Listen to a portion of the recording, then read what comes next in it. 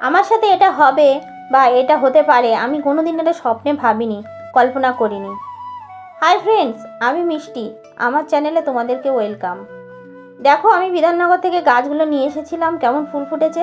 চলো আজকে কি হয়েছে তোমাদের বলি। গতকাল আমি বিকালবেলা গাছে পানি দিচ্ছিলাম, তখন গাছের এই যে পানি দেওয়ার সময় গাছের পানি মানে পাইপের যে পানি ছিটকে গিয়ে কিছু মেয়েদের গায়ে রাস্তায় পড়েছিল, তারা যাচ্ছিল। সেই সময় প্রচণ্ড আমার সাথে ঝগড়া, মানে তুমুল ঝগড়া হয়ে যায়।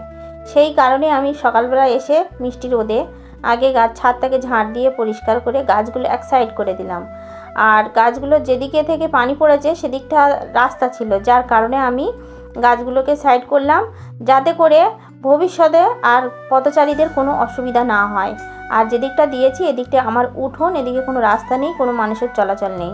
সেই জন্য করে সব ভাবনা চিন্তা করে সকলে ভালোর জন্যে আমি গাছগুলোকে এক সাইড করে, দেখো একটা সাইড ফাঁকা করে দিয়েছি।